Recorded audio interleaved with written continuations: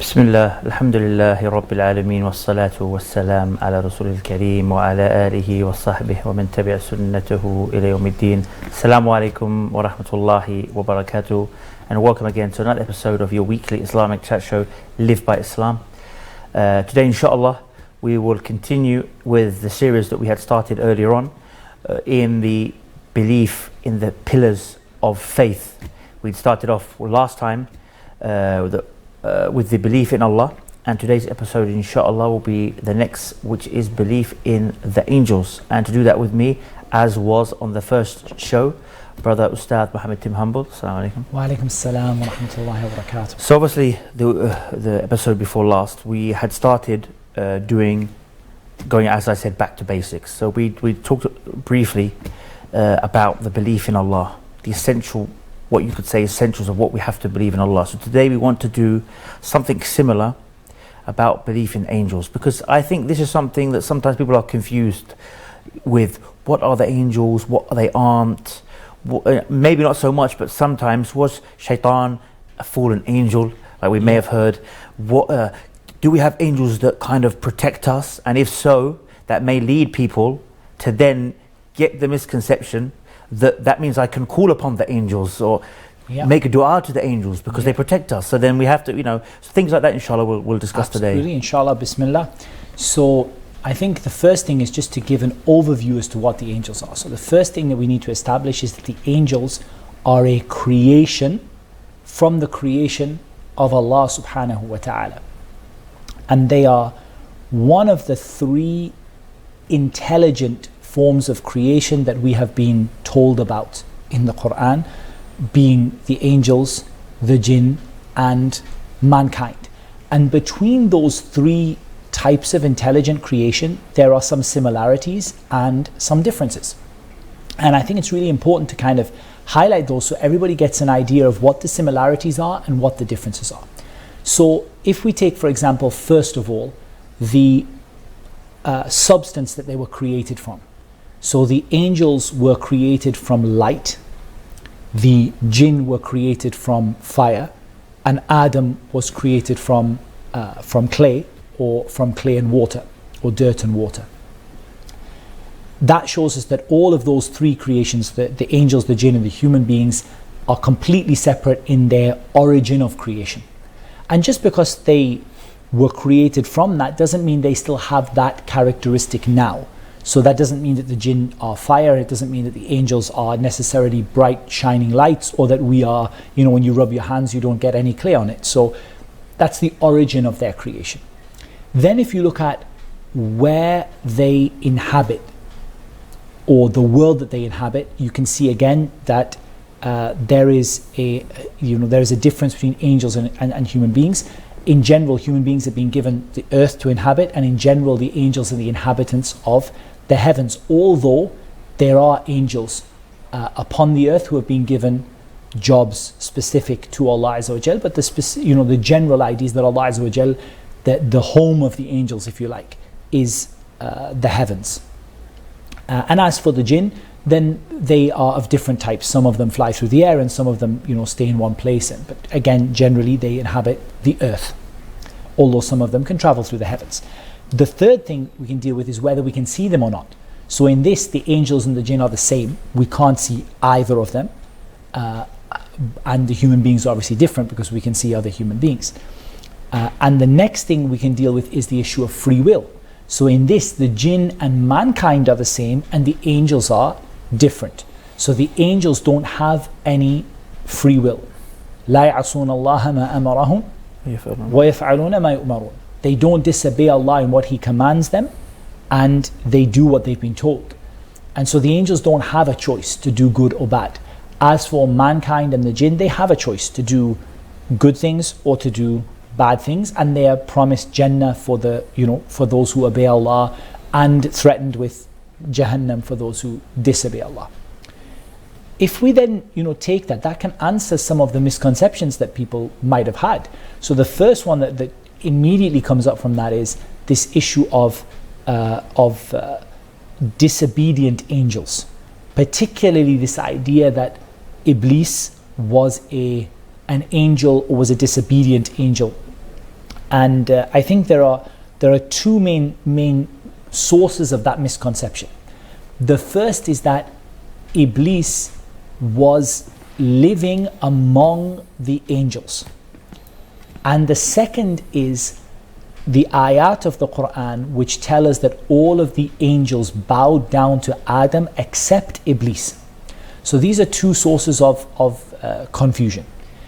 However, the first thing to note is that in Arabic, when we use illa or except, it's not necessary that the exception should be part of the first thing that you mentioned. It's completely valid in Arabic to say the equivalent of all of the students left except the teacher, all of the players left except the fans. There is no issue with that. And the second thing is that Allah Azza wa Jal specifically in Surah Al-Kahf tells us that Iblis was not an angel. No. كَانَ مِنَ الْجِنِّ فَفَسَقَ عَنْ أَمْرِ رَبِّهِ. He was from the jinn and he disobeyed the command of his Lord. But because he was allowed to live among the angels, and because they share that sort of unseen world, the jinn and the angels together, they share that sort of unseen world. For that reason, Iblis was commanded along with the angels to bow down, and he refused. But because the angels don't disobey Allah, so therefore Iblis was not one of them. And there's no proof anywhere in the Quran or in the narrations that says that Iblis was an angel. However, it might be misunderstood for someone who maybe doesn't understand the nuances of Arabic grammar, that they might read a translation of the Quran and then look at it and say, oh, is Iblis an angel? No, Iblis was from among that other creation which have some similarities and some differences, but they are not angels. He was a jinni from the world of the jinn. As for the angels, they don't disobey Allah subhanahu wa ta'ala. So that kind of gives us a little bit of a start on that issue. I guess that also points to the fact that the angels only do what they're ordered to do. That would also, I guess, be one way of refuting those who say, I call upon the angel, because the angel, like you said, has no free will to do anything. So then why would you call upon an angel who has no free will? He's only ordered by Allah, therefore you'd obviously only call directly to Allah, who is the one who would then order the angels would be given for the angels, for example, to protect or whatever it may be. And Allah Azza wa Jal clearly tells us this in Surah An-Najm. Allah subhanahu wa ta'ala tells us in the translation is, how many angels are there in the heavens? Their shafa'ah la tughni shafa'atuhum shay'an. Their shafa'ah doesn't benefit anything illa min ba'di an ya'dhana Allahu liman yasha'u wa yarda, except after Allah has given permission for the one that He wants and the one that He is pleased with. So this clearly tells us that there are so many angels. If all of those angels made dua for you or tried to help you, their dua and their shafa'ah wouldn't benefit anything until Allah subhanahu wa ta'ala had decreed or had given permission for it to benefit. And there's another misconception that's also really important to talk about, and it's probably not a common one that exists today, but it existed among Quraysh about the angels. And that was the misconception that the angels are the daughters of Allah, or even ascribing a gender to angels. So one of the things we have to start fundamentally is that the angels are not described with a gender, unlike the men and the jinn. The men and jinn are described with a gender. You have male and you have female. You have al-khubuthi wal-khaba'ith, and you have the male and female devils from the jinn. You obviously in human beings, Allah Azza wa Jalla created us. Na khalaqnakum min dhakarin wa untha. We have created you from male and female. As for the angels are not described with a gender. And we use the male word in Arabic, which is the standard word to use for, when you don't have a specific gender to deal with. But Allah Azza wa Jal clearly speaks repeatedly in the Quran that the angels are not the daughters of Allah. And that also in some religions, even in Christianity, the angels are often portrayed, not all of them, but they're often portrayed as female, and there's some sort of connotation around that. Sometimes, unfortunately, I think they're portrayed as being nude females, aren't they? Absolutely. With wings and stuff. There are some very, very sort of misguided thoughts when it comes to the angels. And likewise, another thing you have is those people who separate between the angels. So it's probably good to talk about right now the main angels we know of. So before we do that, We'll just go for a quick break. Let's go for the break. We'll do it after, inshallah. Join us, inshallah, after this quick break for the final part of the show.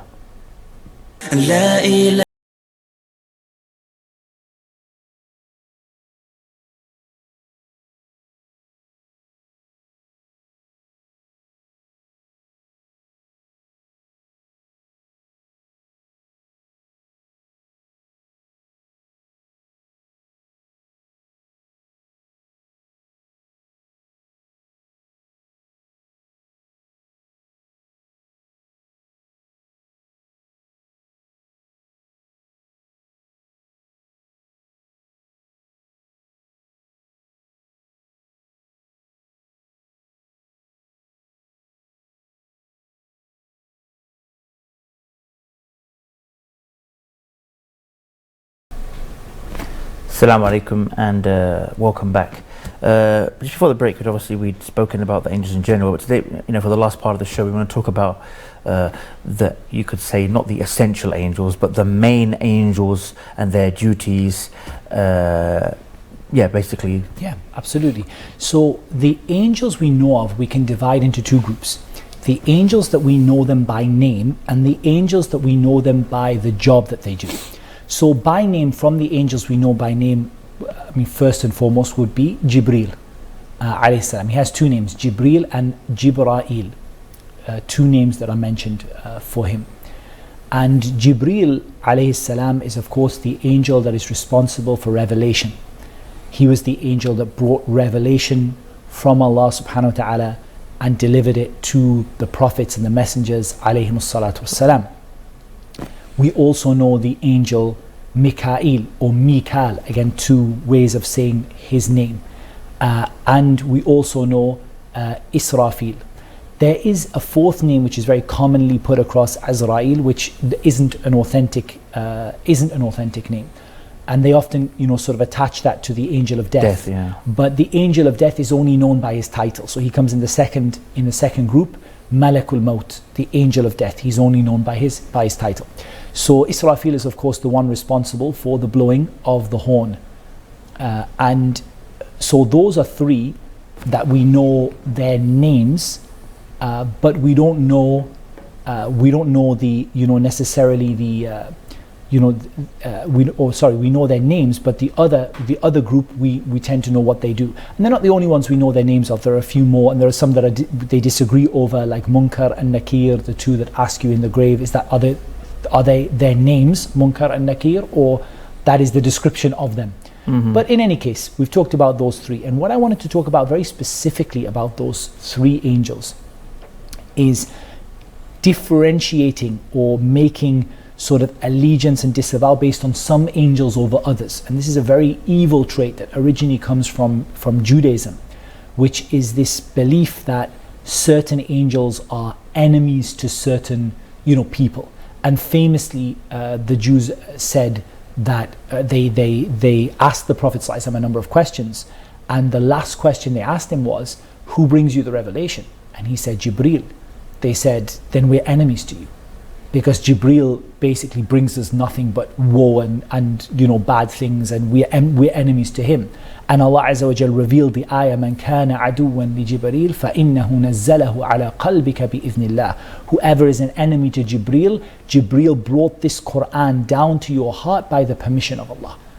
And Allah Azza wa Jal revealed the ayah, man kana aduwan lillahi wa malaikatihi wa rusulihi wa Jibreel wa Mikal فَإِنَّ اللَّهَ عَدُوٌ لِلْكَافِرِينَ.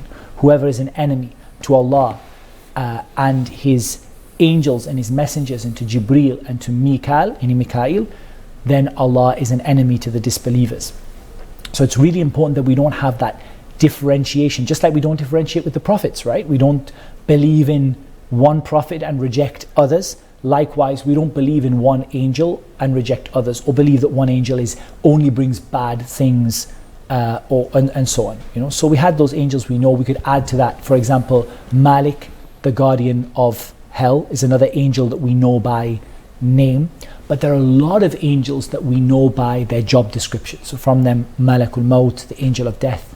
From them are the Hafadha, the angels that protect us by the will of Allah and the command of Allah from things happening to us that aren't decreed for us. That Allah Azza wa Jal gives them a job, that this person is going to continue, living his life alive and healthy for a certain length of time, and your job is to ensure that that continues.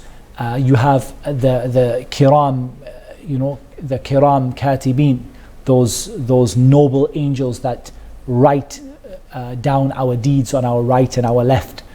And again, those angels do not themselves have knowledge of the unseen or whatever it may be, but those angels are inspired by Allah Azza wa Jal, given the ability by Allah subhanahu wa ta'ala to write down those deeds, including the deeds of the heart, because there are deeds that we do with our hearts.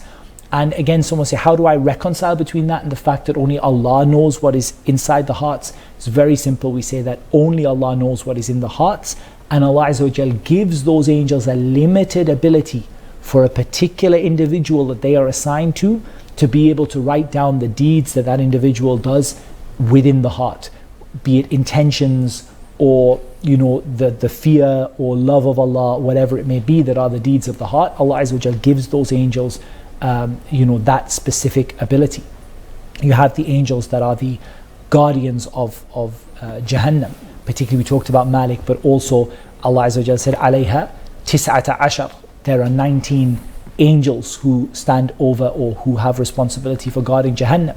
You have angels that are responsible for the questioning in the grave, Munkar and Nakir. And I think the stronger opinion is that they aren't names but attributes. So they are two angels that are very scary, and they sort of come to a person in their grave and make them answer the question, who is your Lord, what is your religion, and who is this prophet that was sent among you?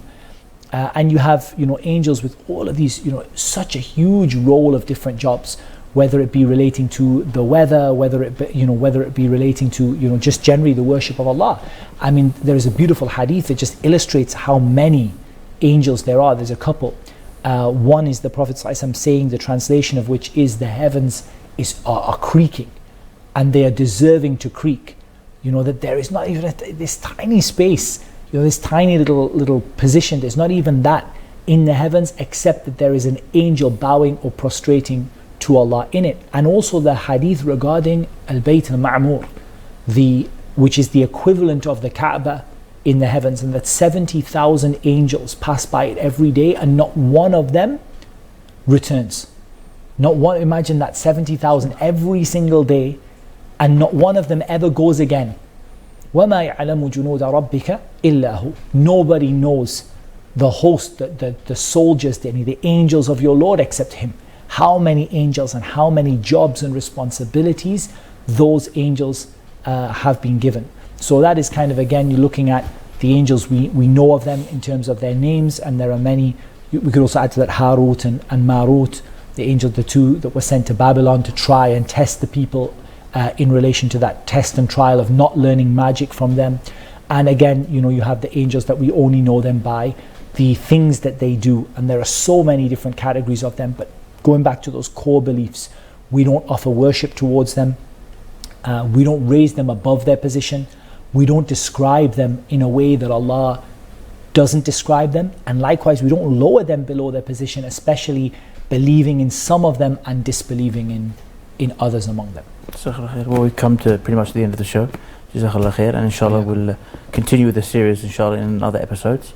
And also to the viewers, we reward you for tuning in again. And as I said, we will continue with Ustad Muhammad Tim Humble on this series inshallah in future episodes. Until next time inshallah, Assalamu alaikum wa rahmatullahi wa barakatuh. Wa alaikum assalam wa rahmatullahi wa barakatuh.